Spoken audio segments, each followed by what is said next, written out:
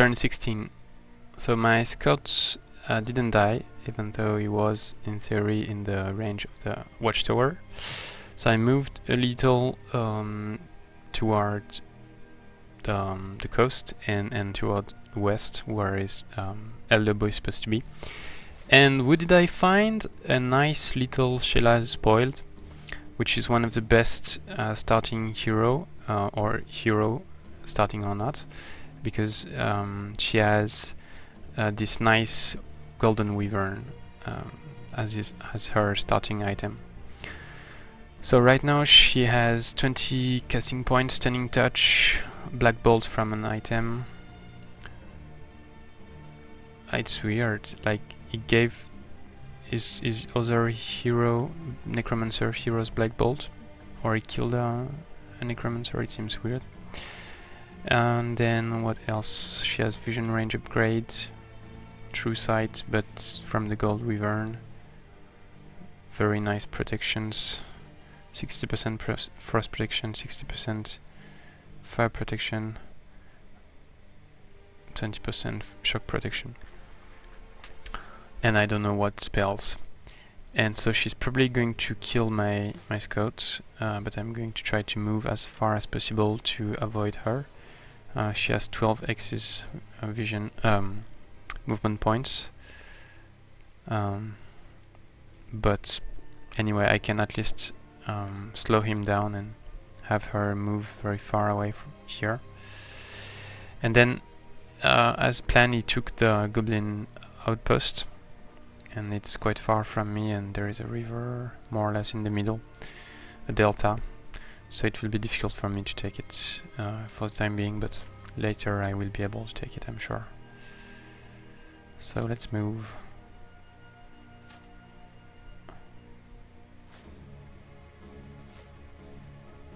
Yeah, all blighted.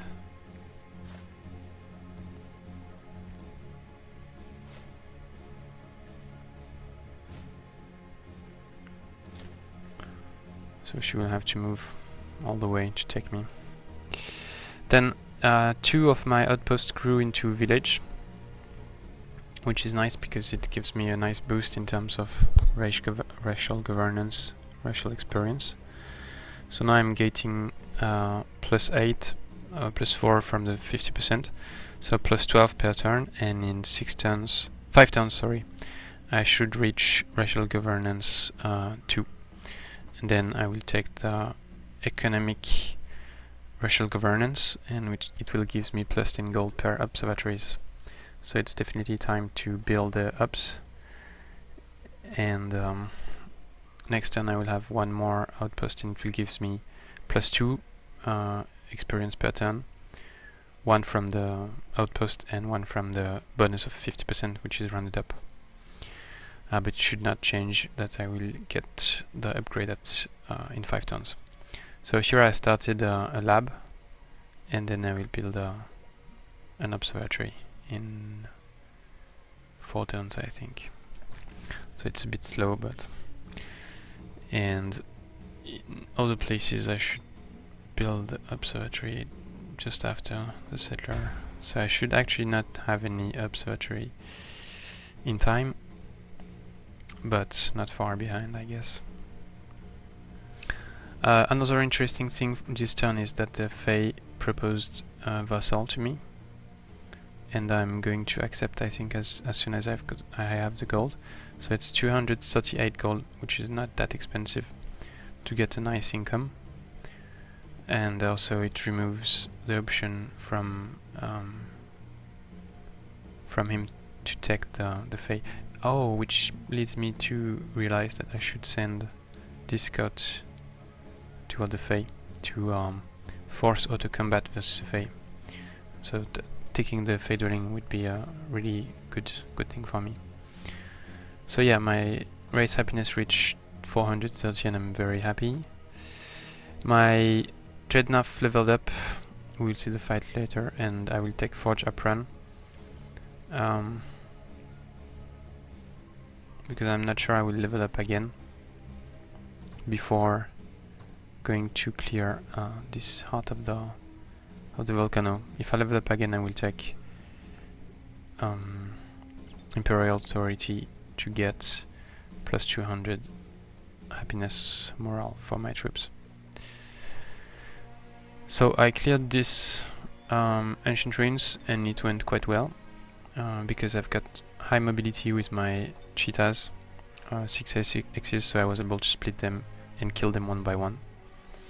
I focused the experience mainly on my berserker because I'd like to have him elite and tireless and a lot of HP and defense.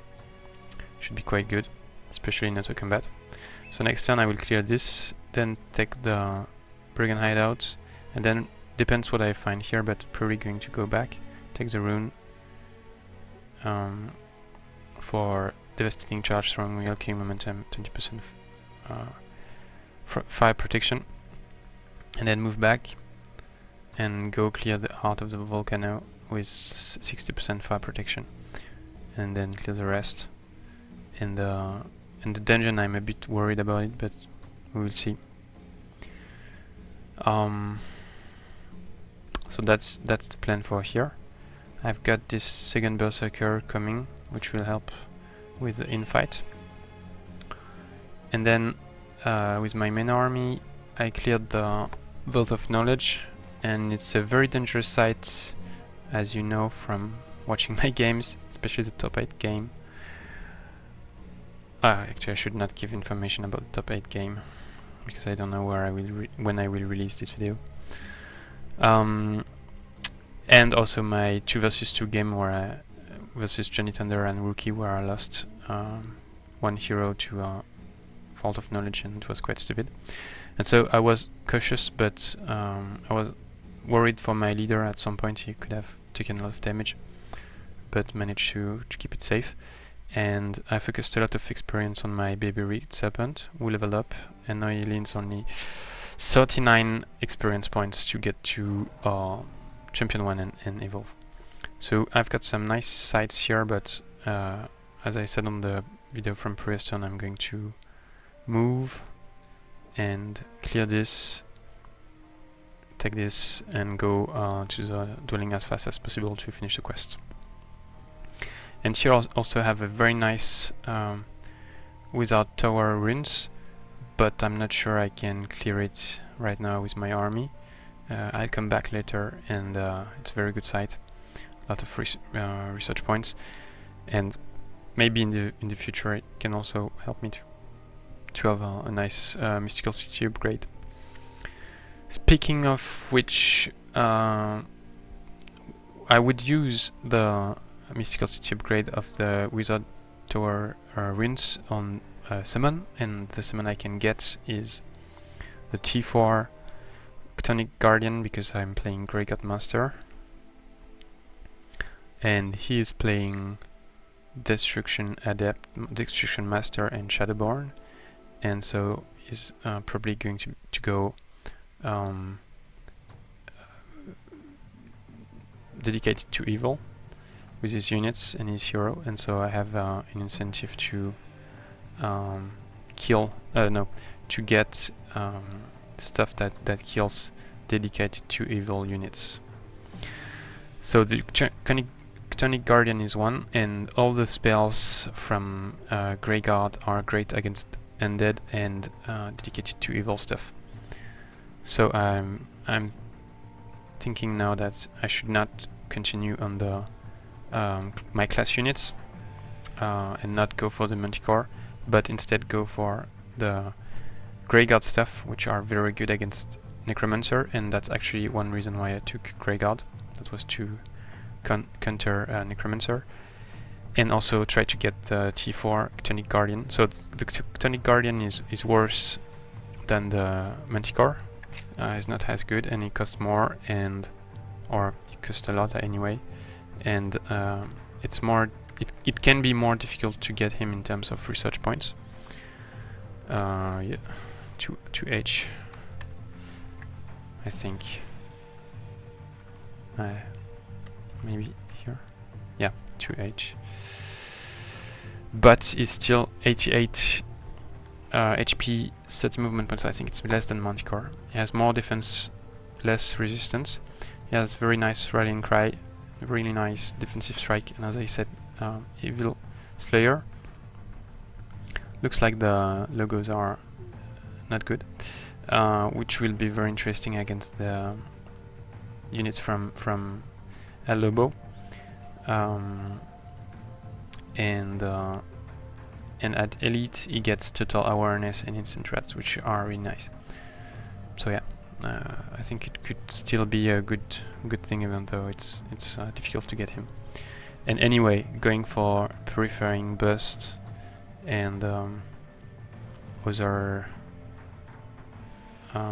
Greyguard stuff is really nice against Undead. Shit, I can get it here. So first thing is Shield of Dissipation, which is really nice. +1 resistance, +2 defense. Scale of Fortune is also good. Essence Harvest is what I can research now, so that's also very good, even without fighting a Lobo. And then Greyguard Master is a really interesting stuff. So Healing Essence to remove all the corpses, and Purging Burst to do a lot of damage to the Undeads. So let's go for this. I had a Raise Militia ready, but because I cast the spell last turn during the fight with my leader, so I cannot cast Raise Militia anymore. And so in terms of production, I'm doing the Settler I launched last turn on my throne. So as a reminder to people watching my video, it's to get monoculture. Right now I've got 4 cities +1, 5, so I need 3 more to get monoculture. Here I'm finishing up Builder's Hall. Here I started the Builder's Hall to get more settlers from here, and here I started the lab to get the ups, to get the LG2 bonuses. That's it for this turn.